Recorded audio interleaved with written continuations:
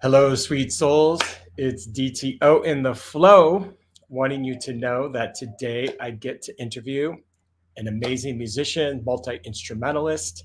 And before I jump on this awesome 5Q interview journey, I want to let you know that I am located at Embody, Costa Rica, in the Central Valley, and we have a beautiful retreat center where we invite you to come experience the magic of Costa Rica. If you haven't been, we welcome you in, and it's a beautiful land that has a 2,000 square foot yoga shala where we can experience sound healing, transformation, workshops, anything that you dream up. If you happen to be a facilitator, coach, healer that wants to come and host your own retreat, then Hemale and I would love to connect with you and listen to what your vision is. And you simply go to embodykostarica.com and you can book a call. And this is our beautiful space. This was from our grand opening in 2023, and it is now 2024. So we are a startup company. So any support in sharing our magic here. And I have a professional recording studio that I recently launched. So feel free to reach out to dtomusic.com, book a call, and can't wait for you to come and share your magic. So today I get to interview an amazingly talented artist, Narayan, and I'm going to bring him on camera because I can't wait to begin this 5Q interview. Here he is. How's it going, brother? Hello, hello. All right. Wonderful, wonderful.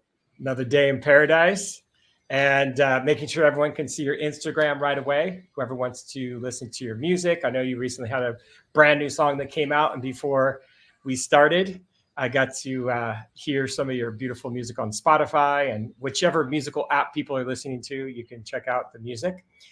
So let's kick it off. Let's talk about the origin story. Every superhero has a backstory. So question number one is, how did you discover music?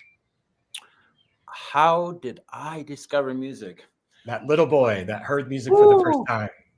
Yeah, obviously it's multi-layered. So I feel I connected with my roots. I have Balkan roots, so that was the bridge to the Far East, to Egypt, and that kind of that part of the world was ruled by the Ottoman Empire for 800-900 years. So that my village had a very Eastern influence. So the Serbian days of my youth, I started hearing this exotic kind of music, and so thought it was weird and interesting, and still trying to figure out what it was when I was a kid. And then music, I think, really exploded when I got into the classic rock genre, and that kind of opened up a little bit of Eastern flair, say with the Grateful Dead, and they introduced Hamza al-Din from Egypt to America and did some shows with him, and they went to Egypt, and so I started like, okay, what's this East, and then the Grateful Dead, and then drum jams and rainbow gatherings where people would flow with music, and it was like, oh wait, maybe I can join, like maybe I can do this too. So I was part of a long line of artists and musicians through my life and my heritage. We have a long history of musicians, dancers, movie performers. My dad's a famous artist, on and on and on. And so it's in my bloodline, and I was always encouraged to. My dad was like, he loves sports, but he was always like, whatever you do, don't get a job. Do your own like art, do your own music. And so that was always encouraged. I always had hands-on, huge studio, like, what do you want to do? What do you want to create? So it was always art. And then music through these like little what things I just explained, and like little drum jams and groove. I went to India when I was 20 on a mystical spiritual search. There it is. That's one of the first years, with a bunch of gypsies. I would hang out with these gypsies and like, play music with them and go and have food with them. That's me playing oud. That was in Egypt, like back 23, 24 years ago. Just started learning oud. So I went to India on this quest, this journey, mystical, spiritual, wanting to learn from the yogis, wanting to go in the Himalayas and see these gypsies that you just show the photos. And I made the newspaper. That was the big Kumbh Mela. That was like one of the only photos of me when I was like 20 years old. Amazing. I was like full yogi. That's all I had. I had a blanket, a jacket, and then behind me was a small little bag like that size of just few little things. And half of it was stuff I'd sell. Like I was always a gypsy, like learning from them. But before that, I was always like, how do I make a living? How do I survive? And so I always buy things, make things. I'm jumping ahead of the whole thing, but I learned that if I could perform and play music, I could make a living. And so I would sell things, I'd play music, and I have puppet shows. And so when I went to the East, it took on another deeper level. Like I remember it was like my third day, and back then in those days, ganja was kind of a taboo thing in America. And so in India, it was very legal for a long time. And so you go to these shops and you get bong and you drink these lassies. And I said, give me super strong, like Shiva power. I shouldn't have said that. Like it was way too strong. Well, that probably gets in the question too. So what inspired you to create music? Was it the Shiva powered music? So that story exactly is that I started walking down the street in this like one of the most ancient, they say the oldest living city in the world is 10,000 plus years that's still living, that's still existing, is Benares, Varanasi, the city of light. I was walking and I started hearing Indian music on the radio, just this little, and I got transported and I said, this is the music for me. It touched my soul. I got goosebumps thinking about it. So that esoteric depth, that mystical yogic experience of music went deep in my soul, and that was it. Like I was intoxicated with the love of the devotion of the music. From that moment, I started studying for masters, mystics, folks, gypsies, madmen, whoever would teach me. I went full depth into learning this music, and that took me to Afghanistan, Pakistan, all trying to reach this music, and all the way to the Middle East. And so I lived 20 plus years in those regions. And what was the question, the second one, or are we on the third one? Or no? So the second question is, specifically about, now that we understand like what inspired you, right? That's always important. Like, how did you hear it? As you said, you got goosebumps. So it's question 2 now is then once you got inspired to create the music, and then you started learning all these instruments. So then we go into question 3, which is, so how did people respond, and when you played these events, just how did you start to recognize the power of music? By people's response specifically, like when you were playing, the response, right. Yeah, how did people dance? Did people sing along? Like when did you start to wield this like energy, which we call music, and start to get so tapped into those frequencies? Sure. Did you play a concert, or were you just kind of riffing with gypsies? And riffing with gypsies. I love it. I mean, that was basically sitting around the doonies, the fireplaces. Because I learned music in India. And then I kind of expanded to Egypt, North Africa. But India was where I took it to the next level and that was sitting around the fires with the holy men, the yogis, the yoginis, sitting there making chai, making food, playing music, learning their songs.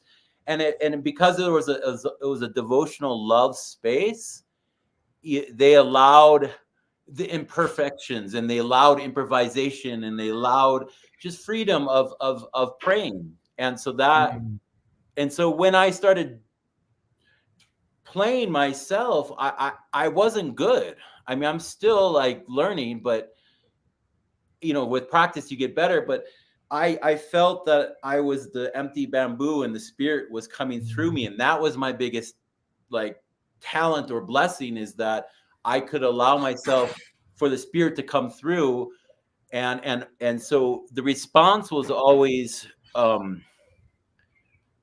joy from people. It was always like, people, the yogis around the fire, or I would say, I remember I used to go on the desert in India and Rajasthan.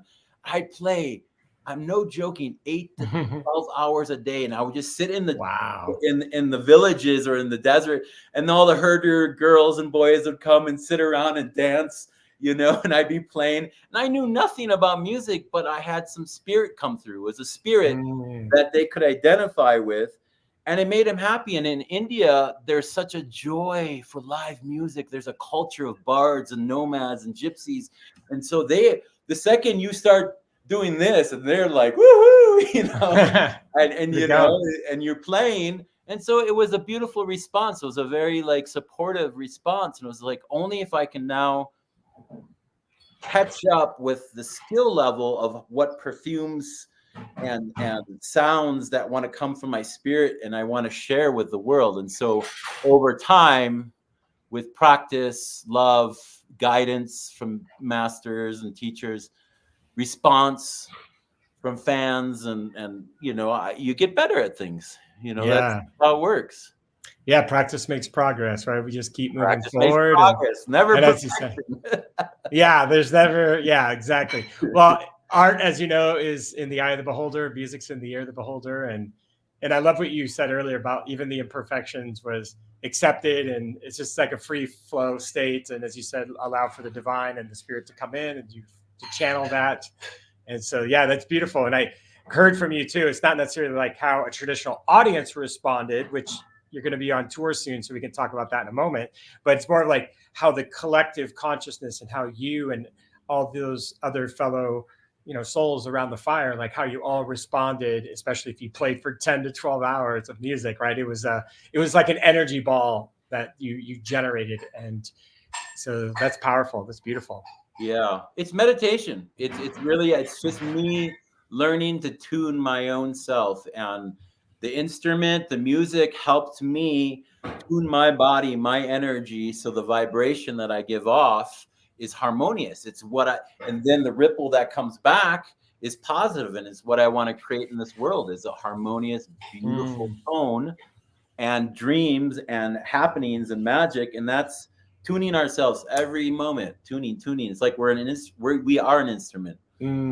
So totally, that's the beauty of it. So, well, let's jump into the tour, because this is question number 4. So, what kind of dates you have lined up? What locations? Which instruments? I see lots of beautiful instruments on the wall behind you. So, what are you bringing? I know you're prepping right now. You're leaving in a couple days. So how can people go see what you're offering, and give us some details about your tour? I'm just looking at my instrument. Look, I make frame drums too. I love frames. I just started bending wood and making my own traditional frame drums, DAFs. I'm always up to something artistic. And then just like your father said, just live the life as an artist. Yeah, I just have, unfortunately, I only have one head and 2 arms, and I have to sleep until I become a Hindu deity with the multi-arms. I can do more things. I have Durga. I love being creative. And I have a oud that I started designing and making custom-made Karavan Sarai ouds from Egypt. So that's something I'm doing. And so I have a lot of instruments, but on tour, because it's mostly the Karavan Sarai project, meaning that I work with backing tracks with electronics, and so that's always the lush pad that I perform over. So I play with the oud, how do you point to it? There, that's the oud, but the electroacoustic one, and then the saws, which is that one. I have the electroacoustic saws, and then I sing vocals, and I have the backing tracks. I have expanded from it used to be performing arts with dancers, and it still is, but now I do ecstatic dance. I do yoga retreats and yoga classes. I have acoustic instruments, and I have sound healing Um, and I do devotional song circles, vocal workshops, and so devotional music of the East, Hindu, Sufi, Jewish, gospel, all Eastern versions. Um, and I will be taking this Caravan Sarai project with these instruments and backing tracks. If I do include dancers at time, guest musicians, I do have different configurations and formats of my show, as I just said. So I have a band based in Egypt that I tour the world with. So I do work with like musicians as a band, and it still has backing tracks. I just alter it. And I'm starting off on the East Coast, some festivals in Massachusetts, and then New York, New York City, upstate New York. I have ecstatic dances, performing arts shows, acoustic shows. I'm going to be joining a Sufi workshop where I'll be leading, helping facilitate the music of a zikr whirling ceremony, doing an ecstatic dance there, and then DC, North Carolina, Asheville, back to New York, and then Columbus, Ohio, Chicago, Milwaukee, see some family, and then head back here to Taos, New Mexico, which is where I am. Oh, I love that you're going to be performing different types of music and yeah, backing tracks because, you know, when you're using electronic sounds, I was listening to your David Starfire remix, which sounds amazing. He's a common friend.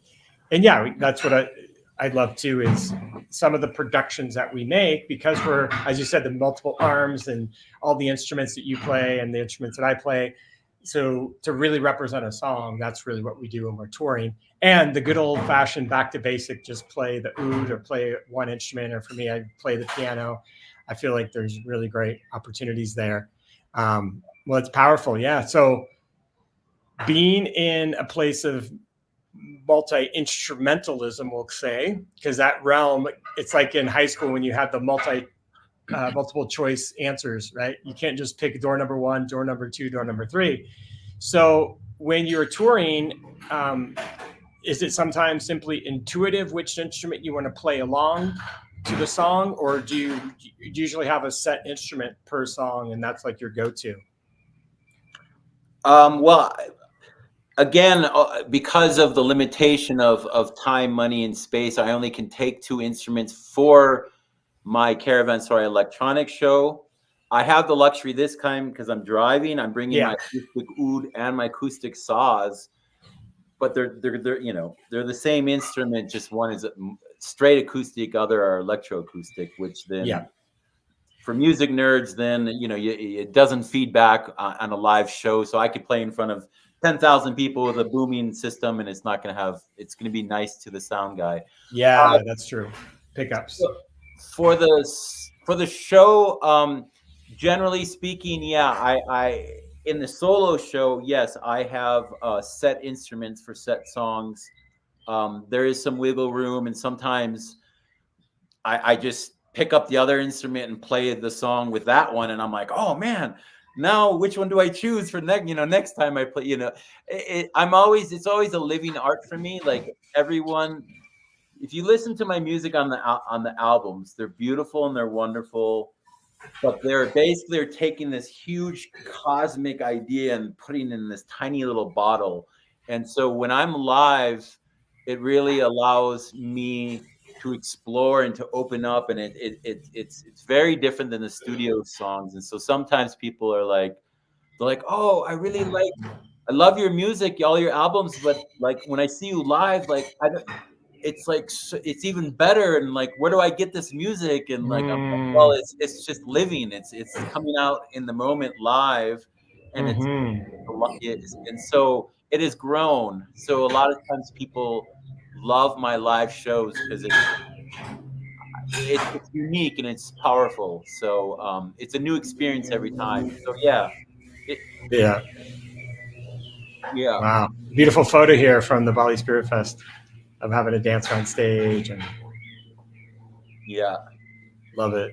Yeah. So speaking of your music, when I go to caravanSaraimusic.com, which I invite everyone watching this to check out.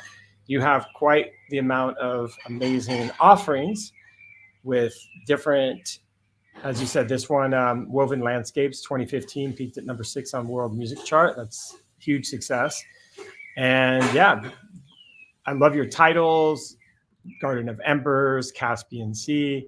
It is this dimensional space, which is amazing. So yeah, I love the artwork. Yeah, I really, as you know, I really align with everything you're doing. And for you to share this on tour is really powerful because, ooh, sounds so good. Because, there is something about produced music versus live music. And when you're in that element, you can improvise and you can, you know, be in the moment, as you saw the beautiful photo of a dancer coming on stage and then how the audience responds. So there's this synergy that I know creates even you to get inspired, I'm sure. And I know from myself when I'm on stage, I'm sure for you when you're on stage, you just get to feel the energy of the people and their intentions. And as you said earlier, like we are these, DTO's Dave the organism. We're these unique organisms where we can attune ourselves to the frequencies that we're choosing. And then the music that vibrates, that comes to us, can really raise our vibrations in a way to have that community experience. So that's fantastic. And that's cool. You get to drive because, yeah, being on an airplane, you're limited for what you can bring with you. So that's cool. You can even bring an extra instrument or so. Yeah, because I love camping and hiking and freedom, and cars are great for that. Absolutely. Yeah, but raising our vibration, that's really the key, is that this is kind of the origin story of Karavan Sarai, is, and what we're doing is like what your place embody, right? Costa Rica embody. That's what we're doing. It's a hub. It's a traveler's inn, you could say. It's a place where cosmic souls come, gather, and maybe we don't know each other's language. Maybe we have different beliefs. We have different thoughts. We bring different wisdom to around that sacred fire, and that's what a caravan sarai is. A caravan, we all might know, it's the roads, the trails. It's just I spelled with a K, which is the Persian way. But caravan and sarai is a palace, a hub. It's a place where we gather. And so these are actual places for thousands of years along the Silk Road, from India to North Africa, into Europe, even into Russia, into China. These roads and these palaces, these hubs, where we'd all gather. And sometimes we wouldn't be able to speak each other's language, but through music and dance, we would sit around that sacred fire and we'd share with each other. We'd learn, in say medicine, we learn how to cook, we learn how to play music. And because we didn't always speak each other's language, through music and dance, we would celebrate, and it was progressive and innovative. And that really cracked open civilization and cracked open our heart in a way that we became, together. We became one. There was at these sarais, there was always a belief that the confrontations and disconnect was left at the doors. And when you're there, all these different cultures and ways and people would be peaceful and be creative around these. And so these sarais, I would go to them, and they still exist. I mean, for thousands of years, and they still exist, and some in different forms now. But I had this vision of Caravan Sarai, which was being there. And I remember I learned this song from India, and then I was in Turkey and at a sarai, and this guy, he was playing this song. I was like, oh, this is such and such song from India. And he's like, no, this is a Sufi Yunus Emri song. And so I saw, and there were such similar melodies, thousands of miles apart. And it really connected the dots for me of like how to bring a music that's ethnic, eclectic, ancient, with my own original compositions, and then bring in lush electronics and global beats, and then the big beat, with modern sound, with electronics. So it's old generation, new generation, healing, raising the vibration of music, and then bringing dance, welcoming dancers. I'm always loving to be collaborate with dancers, and so at these sarais, that is where this vision of this project was born, which is what I just explained, and that love, that raising of the vibration is when we're inspired by each other and learning from each other. We take that, and then when we go off on our own direction the next day on our path, we take that love, we take that vibration, we take that joy, we take that seed, that little seed that can grow into a mighty tree. We take that and ripple that, spread that to the world, and that's what makes a better place, a more a loving, happier place. Aho. Especially when you're doing what you love in the world, when you're following your dharma, then you're in a flow state, and that's when we're happy. The world can be happy. We can lift each other up in love, and it's such a beautiful opportunity. And by the way, "Let's Lift Each Other Up in Love" is a song that beautiful, amazing, talented musician Sherry Howard flew in, recorded in my studio. Then I did some extra production, and it's musicians like yourself, brother, and other musicians that you've met on your journey, whether it be in wherever in the Silk Road, right? Because that's been your path. And I live in Latin America, and I'm connecting with musicians here. And music is a universal language, right? It's a heart opener. It really connects our human consciousness. That I can't think of many things that are uniting us right now in the world. There's a lot dividing us. And I feel that music is a pathway that we to be on that Silk Road and find an opportunity to spiritually call ourselves forward and our souls to emerge. And I love the backstory of Caravan Sarai, right? We're all in this journey, and then we're going to this, centralized location of intention, of devotion. So it's how we bring peace to the planet, right, brother? Hallelujah. Praise the Lord. Hari Om Namah Shivaya. Om Namah Shivaya. Yes. All these cosmic hubs that we gather are very important. So it's always respect all these little cosmic hubs in it. We gather, we're inspired, we spread that love. And that's why I love this tour that you have, because people now have the opportunity to see you in the live version of what you share, and that community connection and the love that we can remind ourselves in. And we're all human. I forget sometimes that I'm this spiritual being having, a human experience. And for us to get reminded, I feel like music can just drop you into that. And when you're, as you said, like in a cosmic hub and you're a gathering place, just like in those years of you gathering around a fire, music is that common alignment that all of us, even if you're not playing the instrument, if you're simply receiving, it can really bring about a place of us for having reflection and even pausing, which the life that we're in is just so fast, right? You're going. So just one song that can allow us to pause, I feel, is a really beautiful experience. And I know you shared that you've had some great connections of different generations of younger people coming to you and wanting to learn more about your path and your musical journey. And I feel like this tour is going to give you those opportunities to network and see who's out there. So that's my invitation to everyone out there, is to follow you on Instagram and also on your website, which we were sharing earlier. I'll scroll a little bit on your website. There's a beautiful picture of you. And anyone that wants to go to the website, you can find the Mystical in Sound, Silk Road Electronica. And there's lots of videos and pictures of this one.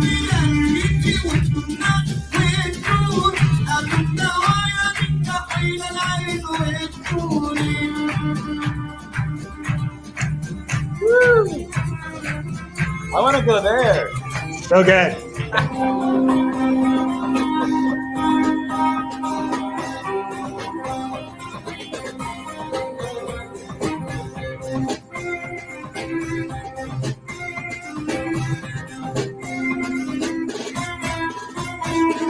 So awesome. Oh yeah, that was good. That was awesome. Don't stop. I know. Well, that's the cliffhanger. That's for people to now go. Yeah, there was a Sufi singer that was just about to sing, and that's the new configuration of my Egyptian band that I'm actually wanting to tour around the world with, and I'm trying to get grants. I'm trying to get gigs in Europe and the guy that was playing the flute, he's actually a Gajar. He's original gypsy from Egypt. If people that know the movie Lachodrome, it's from that family lineage, and he's the Mm, last existing Argul player in the wow. world of master quality, and he can play with. He's the only one remaining. Like it's kind of like the Last Samurai or something. And I mean Yep. this like with sincerity that Wow. this instrument has been playing for about 5,000 plus years. It's on the old Pharaonic Second Dynasty hieroglyphs. This instrument is dying, and that movie Lachodrome, if you've seen the Egyptian part, that family of the Muradis is who I learned to study with. There's a photo in there I sent you, but Yeah. it's somewhere on my website. And I've learned from that gypsy family. I lived with them, ate with them, danced with them, and most of them have passed. And Amin, he's the last gypsy Argul player in the world. That's not, there's some people that do it on the street, but they're not, a high quality professionalism. So I really want to bring that Sufi band of Karavan Sarai to the world, but we need grants and we need support, and so Hmm. and there's a lot of interest in bringing them, but like I just said, we need those angels with gold dust to fill Yes. up my cup to bring some more magic and more Well, beauty to this world. here's the great part. I have your website on the screen. So if anyone is feeling the alignment to support in the vision, angel investment, supporting in any way, grants, donations. Yeah, because this art form, as you said, it's unfortunately certain parts of the world are never going to get access to it, and being able to have you expand and bring light to this would be really powerful. So Yeah. speaking about bringing the light, let's jump into the last part. So any closing words, advice, or wisdom to anyone that's watching right now? Yeah, I'll just kind of like finalize that last thing is that I do everything out of love and devotion. I'm also um, I'm a studio musician for hire. I do all these instruments, and I have 26 instruments all on my walls around my house, and so I love to collaborate. I love to do a track for someone's songs if you're interested, um, and I have big visions. I have big dreams, and it's always growing and living. And so I like to go travel the world, meditation retreats or spiritual wellness centers. I love to offer anything from ecstatic dance to performing arts, which we can include belly dancers and Persian dance and gypsy dance, and bring people on to dance, sound healing, sound baths, yoga classes, etc. And so I welcome. My closing words is that let us co-create beauty, and let us co-create that Sarai that we can gather. And I'd love to share my music, um, and make something beautiful in this world that we can feel in our heart. Advice is that what I mean is that whatever our path is in life, we have our mind. Our monkey mind is going. We have thoughts. I have to do this. What's for lunch? She did that. I have to do this. I have to make money. Where the greatest thing in life for me, advice is whatever. If it's music, if it's cooking a lunch, if it's sitting, meditating, staring at the clouds, the different practices, spiritual practices, taking care of a child, and anything you do, learning to silence the thoughts so there's space in between the thoughts, and we're at peace and at ease, and we're in our heart. And that's what music does for me. It brings me back to a centered energy, where because I'm a very fiery person, and so that calms me down. And that kind of goes into the wisdom thing.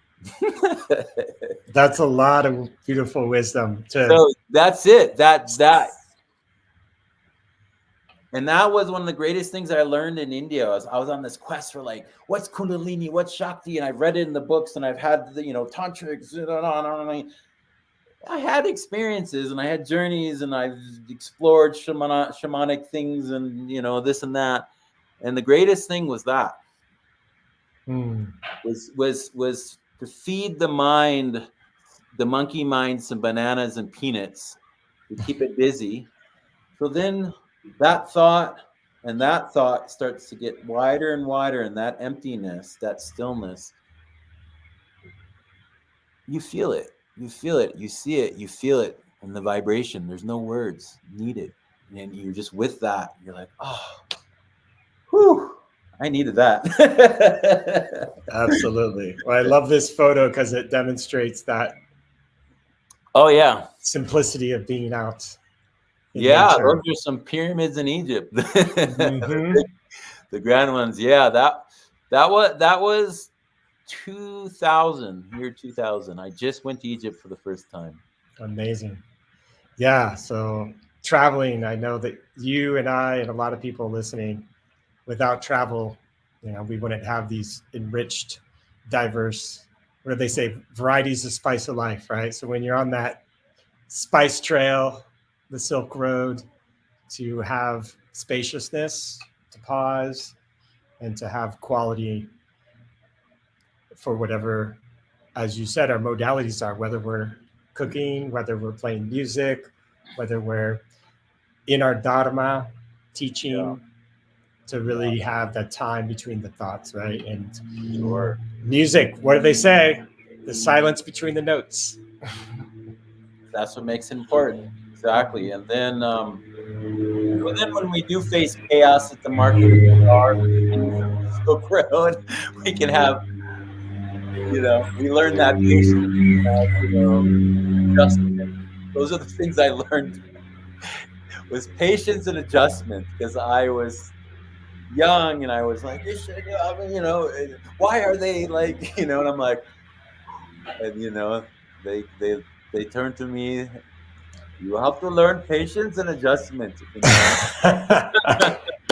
And I said, and this is the greatest thing about India, is like, it's the second largest English speaking country in the world, right? And people don't realize that. So like, a lot of people speak English, and like the little spiritual tidbits, they're just spiritually inclined. And there's ignorance to grandmasters in India, of course, but they always are like Indians. What I learned and I loved is that they always have a spiritual inclination of conversation, and they love joy and happiness, and people speak, so you learn these things. So I remember I was on a train, like having one of these meltdown kind of like, I bought this seat and there's like a whole family sleeping on it, and like there's noise and things falling on me, and then like the old man, the old Babaji, he's like, you got to learn patience and adjustment. And I said, oh, okay, Sitaram.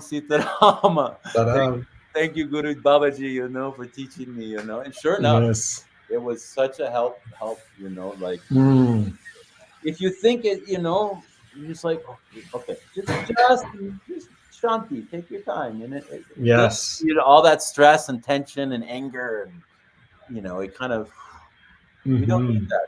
It's not so helpful. Well, I love it. Patience and adjustments. Let's integrate those practices, and I'm sure you can integrate that on your tour. Anyone that's watching that gets to experience a tour and get to witness and hear your music, let's all remember patience of learning an instrument, the adjustments of playing things properly. I feel it's wise words for all of us to integrate in all the ways that we get to in our lives. So thank you, brother, for sharing about your journey. Super grateful we could do this on video so people could see these amazing photos of your path, of where you are in the world, and all these adventures. I love these. Thanks for getting these out of the archives. I know kids these days, they don't remember when there was negatives and you had to have patience for the processing of the photos. Yeah. So yeah. These are like time travelers right here. Yeah. And I didn't have a camera for about 6 years of my early travels. It was just like random people taking photos, or I think I bought a camera at one point and like, oh, that's the Lacho, that's the Muradis in Egypt. Mm, MCs that I learned music love with. this photo so much. Yeah, and that's the lineage. Yeah. Anyway, So good. Beautiful, brother. Well, let's do this. Let's complete with the full video. Thanks again for your energy, your presence today.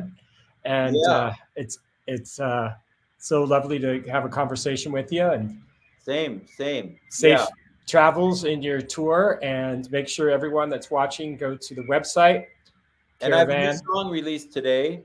Yes. It's a bhajan. It's like Hindu bhajan, which a new album actually that's coming out in fall. It's going to be a little different. I mean, I'm always creative, but it's going to be focused on devotional music of the Silk Road region. So that Hindu, Sufi, uh, um, you know, Christian, Jewish, like I love that tradition, and I'll try to share as many of the songs from those traditions. But it'll be volume 1, so there's, I'm planning at least 108 volumes, so we got more to go. Yes, absolutely. Yes. So whatever your favorite app is for everyone out there, go check out Karavan Sarai, and appreciate you. And let's end on the video. Thanks a lot for being here. Appreciate your energy, your presence. I got to learn even more about you, which is awesome. And here it comes. Oh.